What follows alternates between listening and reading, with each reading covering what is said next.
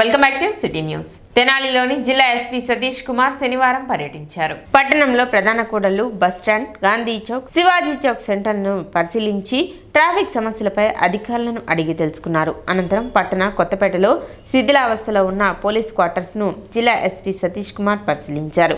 ఈ సందర్భంగా ఎస్పీ సతీష్ కుమార్ మాట్లాడుతూ పట్టణంలోని పలు ప్రాంతాల్లో ట్రాఫిక్ సమస్యలు ఉన్నాయని వాటిని పరిశీలించి ఏం చేస్తే బాగుంటుందో పరిశీలించినట్లు తెలిపారు. గుంటూరు పట్టణంలో కొన్ని ప్రధాన కూడళ్లలోని సిగ్నల్స్ పునరుద్ధరించడం జరిగిందని, తెనాలిలో కూడా త్వరలో పునరుద్ధరిస్తామని చెప్పారు. పట్టణంలో కెమెరాల దాతలు సహకారంతో ఏర్పాటు చేస్తామని, కెమెరాల వల్ల క్రైమ్ రేటు తగ్గే అవకాశం ఉందన్నారు. జిల్లాలో గతంలో కన్నా 30% క్రైమ్ రేట్ తగ్గిందని, క్రైమ్ పరంగా బాధితులకు పోలీసులు అండగా నిలబడుతున్నారన్నారు. తమ దృష్టికి వచ్చిన ప్రతి సమస్యని పరిష్కరించే విధంగా పోలీసులతో చర్చించి చర్యలు తీసుకుంటామని చెప్పారు.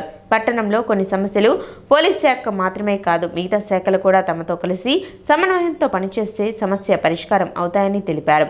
రౌడీ షీటర్పై ప్రత్యేక దృష్టి పెట్టామని, రాబోయే రోజుల్లో కఠిన చర్యలు ఉంటాయని తెలిపారు. ట్రాఫిక్ కూడా ఈ గాంధీ చౌక్, శివాజీ చౌక్, ఈ మార్కెట్ రోడ్ ఇదన్నీ కూడా ఒకసారి చూస్తాము. అంటే సొల్యూషన్ ఏంటి, ఇది ఏం చేయగలుగుతామని చెప్పేసి జస్ట్ ఒకసారి సరదాగా చూసుకొని తర్వాత ఈ పాత మన ఓల్డ్ క్వార్టర్స్ కూడా ఉంది, కొంచెం పోలీస్ డిపార్ట్మెంట్ సంబంధించిన ఓల్డ్ క్వార్టర్స్ కూడా కొంత ఉంది. ఒకసారి అన్నీ రివ్యూ చేసుకొని వెళ్తామన్న ఉద్దేశంతో పాటు ఈరోజు ఇక్కడ రావడం జరిగింది. గుంటూరులో ఇప్పుడు ఆల్మోస్ట్ ఉన్న ఒక 16 సిగ్నల్లో ఆల్మోస్ట్ 7 సిగ్నల్స్ స్టార్ట్ అయింది లాస్ట్ 1 వీక్లో. అదేవిధంగా ఇప్పుడు గుంటూరు కూడా ఈ సిగ్నల్స్ గురించి కూడా ఇప్పుడు డిస్కషన్ చేయడం జరిగింది. కొన్ని సిగ్నల్స్ పరంగా కూడా కొన్ని పర్సూట్ చేస్తాము. ఆల్రెడీ మున్సిపల్ కమిషనర్ గారితో కూడా మాట్లాడడం జరిగింది. గుంటూరులో మెల్లగా మెటీరియలైజ్ అవుతుంది, త్వరగా తెనాలిలో కూడా మెటీరియలైజ్ చేస్తాం. అంటే వర్క్ అవుతున్నాయి. ఇప్పుడు కొన్ని మళ్ళీ కూడా కొంత మనం స్వయంగా కొన్ని మాట్లాడి కూడా పెడుతున్నాము. ఫర్ ఎగ్జాంపుల్ ఇప్పుడు గాంధీ సెంటర్లో చూసాము, 4 వైపు కూడా ఉంది, అది అక్కడే DVR పెట్టుకుని అదేవిధంగా పర్సనల్గా పోలీస్కి కావాల్సిన స్పెసిఫిక్లీ హాట్ స్పాట్స్ అంటాము, అంటే క్రైమ్ నేరాలు జరుగుతున్న ప్లేస్లో కానీ అదేవిధంగా కొంచెం ట్రాఫిక్ బేస్ చేసుకున్న ప్లేస్లో కానీ కొన్ని వాళ్ళు ప్రజలతో పాటు మాట్లాడి కూడా కొన్ని ఆ ప్రాసెస్ కిందకి స్టార్ట్ చేశాము. ఈ సంవత్సరం లోపలికి అంటే ఈ 1 మంత్ లోపలికి దాదాపు ఈచ్ పోలీస్ స్టేషన్ కూడా ఒక 50 కెమెరాలు, దాదాపు ఒక 200 కెమెరాస్ వరకు ట్రై చేస్తున్నాము. మ్యాక్సిమం సక్సెస్ఫుల్ చేస్తారు మన వాళ్ళు. సో అన్నీ కూడా ఉన్న వరకు మ్యాక్సిమం 95% మన నాలెడ్జ్ ఉన్న వరకు ఫంక్షన్ అవుతుంది. ఈవెన్ ఇప్పుడు పెడుతున్న CCTV కెమెరాస్లో కూడా మెయింటెనెన్స్తో పాటు కలిపి పెట్టమని చెప్పేసి కొన్ని మనం చెప్తున్నాం. ఎందుకంటే మనం ప్రతిసారి మనం మానిటర్ చేయలేము. మెయింటెనెన్స్తో పాటు కొన్ని పే చేసేసామంటే వాళ్ళు ఎవ్రీ 2 మంత్స్ ఒకసారి వాళ్ళు చూసుకున్నారంటే మెయింటెనెన్స్ కూడా మనకు కంటిన్యూస్గా అవుతుంటాయి. అంటే ఒక్కొక్క హెడ్లో ఒక్కొక్కలాగా ఉంది. నేను స్పెసిఫిక్గా తెనాలి నాకు స్పెసిఫిక్గా చూడట్లేదు, కానీ ఓవరాల్ మనకి బాడీలీ అఫెన్స్ కానీ అంటే ఈ మర్డర్స్ కానీ అటెంప్ట్ టు మర్డర్స్ కానీ ఇదన్నీ కూడా కొన్ని తగ్గింది, 30% వరకు తగ్గింది. ఈ తర్వాత ఈ వైట్ కాలర్ అఫెన్స్ అంటాము, ఈ చీటింగ్ ఇదన్నీ కూడా కొంచెం తగ్గింది. మన అవేర్నెస్ కొంచెం ఇవ్వడం వల్ల కొన్ని యాక్సిడెంట్స్ వరకు ఓవరాల్ డిస్ట్రిక్ట్లో ఒక 9% వరకు పెరిగింది. దానికి కూడా కొన్ని ఎఫర్ట్స్ తీసుకుంటున్నాము. సో కొన్ని హెడ్స్లో తగ్గింది, కొన్ని హెడ్స్లో పెరిగింది. బట్ కొన్ని మనం ఈవెన్ మన FIR కూడా మ్యాక్సిమం వచ్చిన వాళ్ళకి అందరూ కూడా మ్యాక్సిమం మనకి ఏమీ ఆపకుండా కొన్ని FIRs కూడా వేయడం జరుగుతుంది. కాబట్టి కొన్ని క్రైమ్ రేట్స్లో కూడా కొన్ని ఇంక్రీజ్ కూడా అవ్వడం జరిగింది. అందరూ కూడా అసలు టీమ్గా వచ్చినప్పుడు మాత్రమే ట్రాఫిక్ సమస్యని మనం క్లియర్ చేయగలుగుతాము. అండ్ మోర్ దాన్ దట్ ప్రజలకి కొంతమంది బెనిఫిట్ అవుతారు, కొంతమంది నష్టం పడతారు. యాక్చువల్లీ ఇది ఎలాగా బ్యాలెన్స్ చేయాలన్నది కూడా ఇంపార్టెంట్. ఇప్పుడు రూట్ కానీ బిల్డింగ్స్ అన్నీ కూడా బ్రిటిష్ టైం నుంచి కూడా చూసినప్పుడే అట్మాస్ఫియర్ కనిపిస్తుంది. సో అది ఎంత దూరం మనం డిస్టర్బ్ చేయాలి, ఎంత దూరం మనం ఎన్ఫోర్స్మెంట్ గట్టిగా చేయాలన్నది కూడా అందరూ కలిపి ఒక సొసైటీగా తీసుకోవాల్సిన డెసిషన్ ఇది. కమింగ్ డేస్లో ఎంత వరకు ముందుకు తీసుకుని వెళ్తామన్నది చూస్తాం. ఎస్పీ గారు స్పెసిఫిక్గా అడిగారు, ట్రాఫిక్ కొన్ని ఇబ్బంది అవుతుంది, ఒక 10 to 12 హోమ్ గార్డ్స్ వరకు ఇచ్చారంటే బాగుంటాయినప్పుడు 10 హోమ్ గార్డులు మనం ఇమీడియట్గా ఇవ్వడం జరిగింది. దానివల్ల కొన్ని పీక్ టైంలో వాడుతున్నాము, కొన్ని మ్యాన్ పవర్ ఇష్యూస్ కూడా ఉన్నాయి కాబట్టి ఉన్న దాంట్లో ఒక 10 మంది ఇవ్వడం జరిగింది. వాళ్ళు రెగ్యులర్గా ట్రాఫిక్ చూసుకుంటున్నారు. తెనాలి మండల అంగలకుదురు జడ్పీ పాఠశాల నందు ఉపాధ్యాయుల మరియు తల్లిదండ్రుల ఆత్మీయ సమావేశం నిర్వహించారు. ఈ సందర్భంగా విద్యార్థులు పలు సందేశాత్మక సాంస్కృతిక కార్యక్రమాలు ప్రదర్శించారు. సమావేశానికి పాఠశాల ప్రధానోపాధ్యాయులు ఎన్ అనురాధ అధ్యక్షత వహించారు. తెనాలి రూరల్ CI శ్రీనివాసరావు ముఖ్య అతిథిగా పాల్గొన్నారు. మీ పిల్లలు స్కూల్ పంపేటప్పుడు ఏ రోజన్నా స్కూల్కి వచ్చి మా పిల్లలు ఏం చేస్తున్నారు, మా వాళ్ళ ఎడ్యుకేషన్ ఎలా ఉంది, ఇది ఎవరన్నా విచారణ సభ ఏమన్నా ఉందా, ఓపెన్ చెప్పండి, ఇబ్బంది లేదు. ఇదే ఫ్రెండ్లీ వాతావరణం జరుగుతూ ఉంది, ఇక్కడ అంతకన్నా ఏం లేదు. దాంట్లో పిల్లలు ఇక్కడ కొంతమంది ఇంటర్మీడియట్ వరకు ఉంది, నాకు తెలిసిన వరకు కూడా మీ పేరు బాధ ఇక్కడి నుంచి స్టార్ట్ అవుతుంది. ఇప్పటి వరకు ఏంటంటే మీ పిల్లలు మీ దగ్గరనే ఉంటారు, మీ ఇంటిగా నుంచి స్కూల్కి వస్తూ ఉంటారు, సాయంత్రం ఇంటికి చేరుతూ ఉంటారు. ఒకవేళ ఏమన్నా సాయంత్రం ఇంటికి రాకపోయినా ఇంటికి ఎందుకు రాలేదు ఒక ఆలోచన మీకు ఉంటుంది. కానీ ఒక ఇంటర్మీడియట్ స్టేజ్ దాటిపోయిన తర్వాత వాళ్ళు ఫ్రీ బర్డ్స్ అయిపోతారు అనమాట. ఎందుకు? మీ యొక్క అదుపు ఆశ వాళ్ళ మీద ఉండదు. వీళ్ళు బయటకు వెళ్ళిపోతారు. ఏది కాలేజీకి వెళ్ళి అక్కడికి వెళ్ళిన తర్వాత కూడా అక్కడే వీళ్ళ యొక్క అంటే ఇంటర్మీడియట్ ఉండదని చెప్తే ఇంటర్మీడియట్ లేకపోయినా 10th తర్వాత ఉన్నటువంటి యొక్క భవిష్యత్తు అనేది ఒక బంగారు భవిష్యత్తు. వాళ్ళు చెడిపోవడానికి కానీ లేకపోతే వాళ్ళు బాగుపడే కాలం మెయిన్ ఆ 10th తర్వాత బేస్ అని పునాది పడుతూ ఉంటుంది. ఎందుకంటే అప్పటి వరకు తల్లిదండ్రులు ఆదిపడిన పిల్లలందరూ కూడా ఆ బేస్ ఇక్కడ వెళ్ళిపోయిన తర్వాత వేరే ఇంకో సిటీకో ఇంకో తోటకు వెళ్తారు. ఎందుకు? ఒకవేళ సపోజ్ అంటే ఇప్పుడు స్కూల్స్ దగ్గరగా ఉన్నాయి కానీ సందర్భంలో కూడా రకరకాల ఫ్రెండ్ సర్కిల్ ఏర్పడుతూ ఉంటారు. ఇంతమంది మీ ఊళ్ళో ఎవరైతే ఉంటారో వాళ్ళే ఆ పిల్లలు ఫ్రెండ్స్ దగ్గర ఉంటారు. వాళ్ళు ఎవరు ఏంటి అనేది మీ ఊళ్ళో అందరూ తెలుస్తూ ఉంటుంది. సమావేశంలో గ్రామ సర్పంచ్ రాజ్యలక్ష్మి, ఉప సర్పంచ్ కనగాల నాగభూషణం, గణేష్ యూత్ అధ్యక్షులు వీరవల్లి మురళి, ఉపాధ్యాయులు, విద్యార్థులు, తల్లిదండ్రులు పాల్గొన్నారు.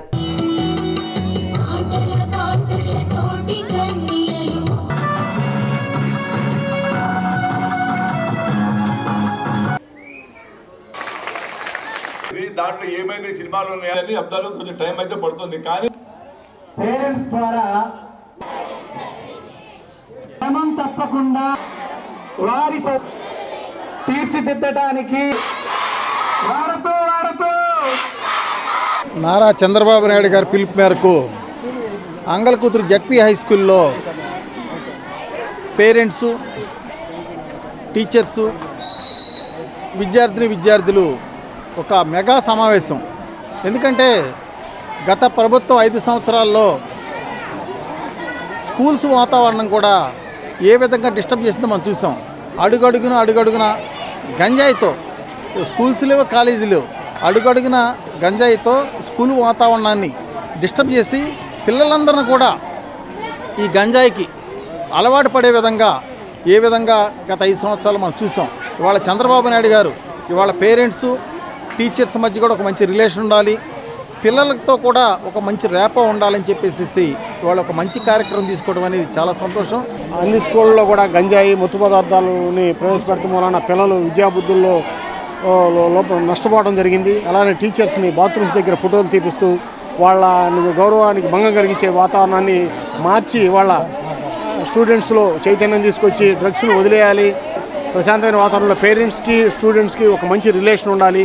ఒక ఆహ్లాదకరమైన వాతావరణంలో ఎడ్యుకేషన్ నడవాలి. ఈ గంజాయిని నిర్మించాలనే ఉద్దేశంతో ఈ కార్యక్రమం ఏర్పాటు చేయడం జరిగింది.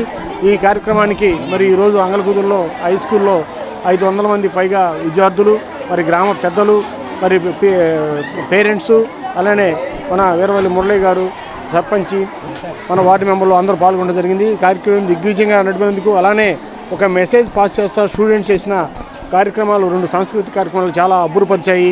తెనాలి మండలం పెదరావూరు శివారులో గల శ్రీ సుబ్రహ్మణ్య క్షేత్రంలో వేంచేసి ఉన్న శ్రీ ఆదిశంకరాచార్య సమేత శ్రీ అభయహస్త సుబ్రహ్మణ్య స్వామి వార్ల చతుర్థ వార్షిక బ్రహ్మోత్సవాలు జరిగాయి. శ్రీ శ్రీ శ్రీ శంకర విజయేంద్ర సరస్వతి మహాస్వామి వారి దివ్య ఆశీస్సులతో మార్గశిర శుద్ధ తదియ బుధవారం నుండి మార్గశిర శుద్ధ సప్తమి ఆదివారం వరకు ఉత్సవాలు జరుగుతాయని, ఈరోజు శనివారం మార్గశిర శుద్ధ షష్ఠిని సుబ్రహ్మణ్య షష్ఠిగా జరుగుతుందని, ఈరోజు స్వామివారికి విశేష అభిషేకాలు, ప్రత్యేక అలంకరణలు చేశామని శ్రీ మహావిద్యాపీఠంలోని శ్రీ పరమాచార్య మండపంలో శ్రీ విద్యా సాంప్రదాయ వేదికపై శ్రీవల్లి దేవసేన సమేత శ్రీ సుబ్రహ్మణ్యేశ్వర స్వామి కళ్యాణం అత్యంత వైభవంగా నిర్వహించామని శ్రీ సుబ్రహ్మణ్య క్షేత్ర నిర్వాహకులు సుబ్రహ్మణ్య శర్మ తెలిపారు.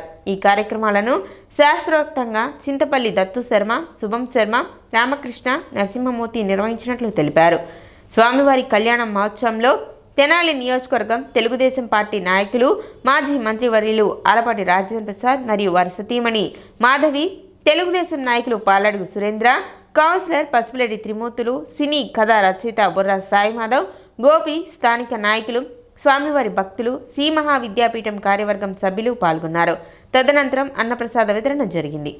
దళితులకు రాజ్యాధికారం దక్కేలా అడుగులు పడాలని, ఈ మేరకు మనమంతా కలిసికట్టుగా ముందుకు సాగాలని దళితవాద ఉద్యమకారుడు కత్తి పద్మారావు పేర్కొన్నారు. తెనాలి చినరావురు తోటలో డాక్టర్ బిఆర్ అంబేద్కర్ విగ్రహాన్ని ఆయన ఆవిష్కరించి మాట్లాడుతూ ఇప్పటి వరకు దళితేతరులే రాజ్యాధికారాన్ని అనుభవిస్తున్నారని తెలిపారు. అంబేద్కర్ గురించి నేటి తరం తెలుసుకోవాలని, ప్రాథమిక దశ నుంచి ఉన్నత విద్య వరకు ఆయన గురించి తెలిసేలా చర్యలు తీసుకోవాలని కోరారు. చుండూరు ఘటన నాటి పోరాట తీరు, స్థానికుల నాయకత్వాల గురించి జ్ఞాపకం చేసుకున్నారు.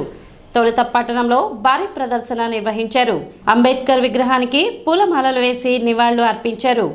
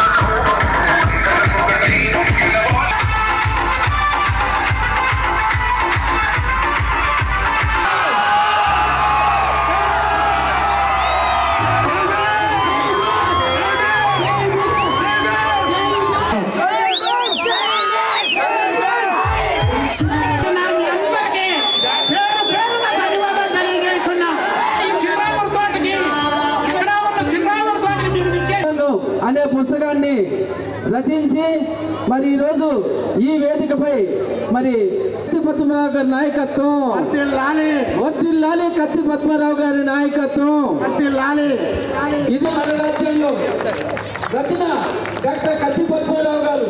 కత్తి పద్మరావు గారు అని చిరంజీవి గారిని తీసుకోవాల్సిందిగా కోరుతున్నాం. అందరూ కూర్చోవాలి. చరాల్లో ఒక భావంగా జీవించేవాళ్ళు నేను చూసి అలా కాదు. మహాత్మా గాంధీ పాపం 5వ జయంతి ఎవరు మనుషులేడు.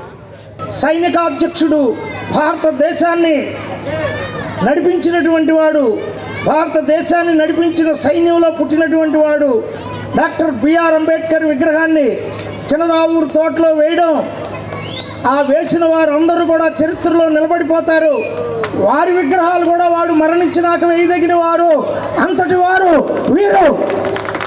ఒక కమిట్మెంట్తో, కన్విక్షన్తో 1,50,000 రూపాయలు ఇచ్చిన ఆయన ఈరోజు మన ముందున్నాడంటే మనలోనే లోబీలు ఉన్నారు, కానీ మనలోనే దానకర్తలు ఉన్నారు అని నిరూపించాడు. కారంచేడు పోరాటంలో ఒక్క మాల కులమే 1,20,00,000 సందా ఇచ్చి 1,600 బస్తాలు బియ్యం ఇచ్చిన దాతృత్వం ఉన్నటువంటి జాతులు. ఆయన చూడండి 1,50,000 రూపాయలు అంటే ఈ రోజుల్లో ఒక విగ్రహం కోసం ఇచ్చాడంటే ఆ విగ్రహంలో ఏముంది? ఒక నీతి ఉంది, నిజాయితీ ఉంది, వ్యక్తిత్వం ఉంది, రాజ్యాంగం ఉంది, దేశం ఉంది, దేశ చిత్రపటం ఉంది, సమసమాజం ఉంది, మానవ సమాజ పునర్జీవనం ఉంది. ఆ విగ్రహాన్ని చూస్తే మనిషిలో చైతన్యం, మనిషిలో అక్షర విజయం, మనిషిలో ఎంఏలు, పిహెచ్డీలు, డాక్టరేట్లు, టీచర్లు, లాయర్లు, డాక్టర్ని ఒక్క వేలుతో సృష్టించిన మహోన్నతమైన విగ్రహం. ఆ విగ్రహం ఈ రోజున చినరావూరులో ఏ రోజుకైనా ఈ జాతిలో చైతన్యం వస్తుంది. ఈ జాతి మళ్ళీ అదే పోలీస్ ఎస్కార్ట్తో నన్ను తీసుకెళ్లే రోజు వస్తుంది అని నేను అనుకున్నాను. ఈరోజు అలాగే వచ్చాను. ఈ రోజున ఒరే అంటే ఒసే అంటే జైల్లోకి తోయించగలిగిన చట్టాన్ని తీసుకొచ్చినటువంటి ఈ చుండూరు మూమెంట్లో నుంచి పుట్టిన మీరందరూ వాళ్ళ పిల్లలు ఆ పోరాటంలో ఉన్న వాళ్ళు కాబట్టే డాక్టర్ బిఆర్ అంబేద్కర్ విగ్రహాన్ని మీరు వేయగలిగారు. ఈరోజు చినరావూరు తోటలో ఏర్పాటు చేసినటువంటి ఈ మహా విగ్రహం తెనాలిలోనే ఒక ప్రముఖమైన విగ్రహంగా మనం భావిస్తూ ఈ విగ్రహ ఆవిష్కరణకు ఇచ్చేసినటువంటి డాక్టర్ కత్తి పద్మరావు గారికి స్వాగతం, సుస్వాగతం. సిటీ న్యూస్ ముంచే ముందు ముఖ్యాంశాలు మరోసారి.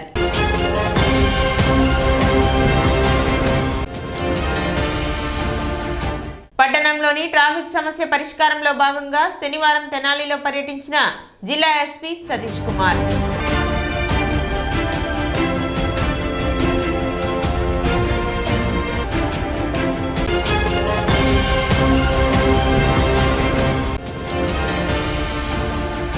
పట్టణ ప్రభుత్వ పాఠశాలలో పండుగ వాతావరణంలో జరిగిన మెగా పేరెంట్స్ టీచర్స్ సమావేశాలు.